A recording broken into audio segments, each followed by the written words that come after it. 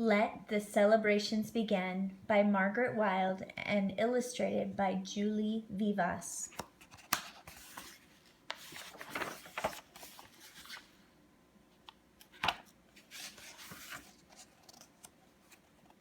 We are planning a party, a very special party, the women and I.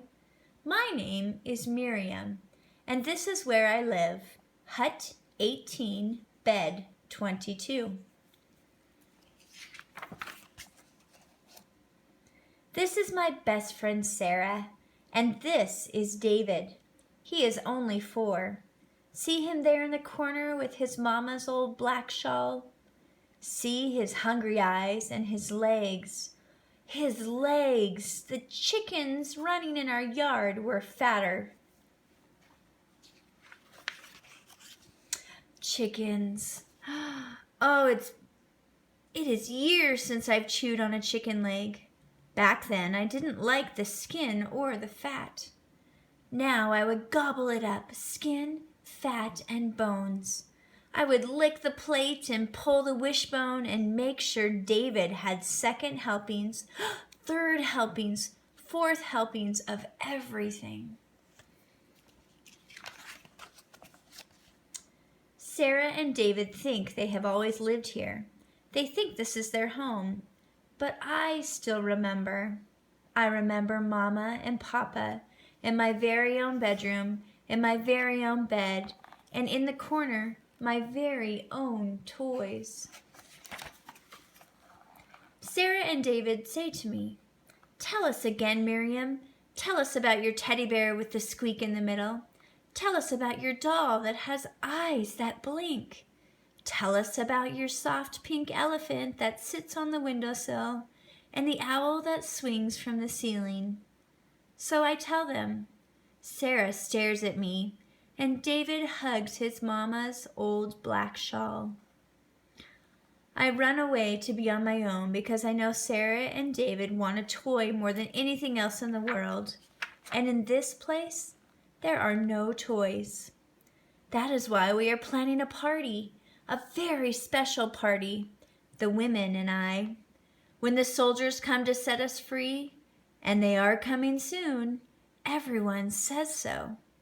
They will open the gates, and for dinner we will cook chickens, chickens for everyone, and each child in the hut will get a toy of their own. We are making the toys now, the women and I. We are collecting bits and pieces, scraps of material, rags, tiny strands of thread, wool, anything, and we shall make toys, incredible toys, the women and I. Old Jacoba says we are mad. "Why do you worry about toys?" she scolds. "We are starving, Doomkops. It is food that we need, not your foolish toys."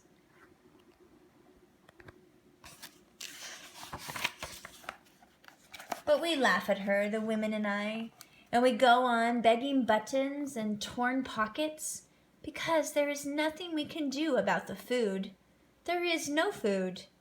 But we can make toys, and we shall. In the end, old Jacoba gives us the back of her sweater and goes off grumbling that it will be our fault if she gets rheumatism in her back this winter.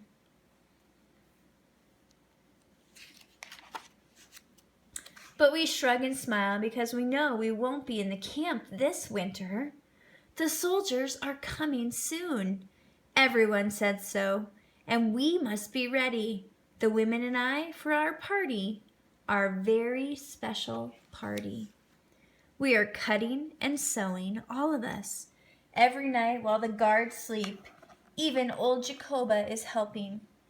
She has given us the right sleeve of her sweater and says it will be our fault, oh yes, if she gets rheumatism in her right arm this winter.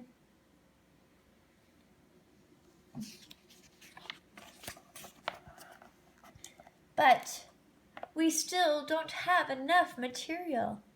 So now we are cutting up our own clothes. My skirt is getting shorter and shorter. David is puzzled. He thinks my legs are growing longer and longer, remarkably fast. Sarah scowls. She knows we have a secret, the women and I, and she says she hates me. She will never speak to me again. But I can't tell her, not yet, not until I have finished making her an elephant that will one day sit on the windowsill of her new home. Oh, they are here! Everyone! The soldiers are here! See their guns and their tanks and their big gates swinging open.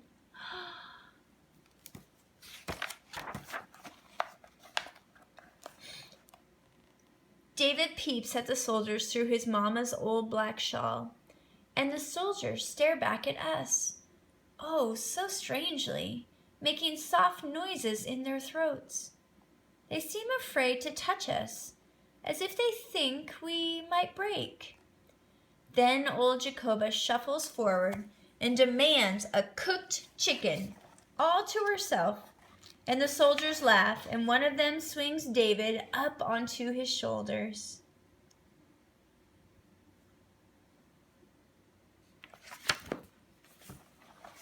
That night at our party, our very special party, the women and I bring out the toys.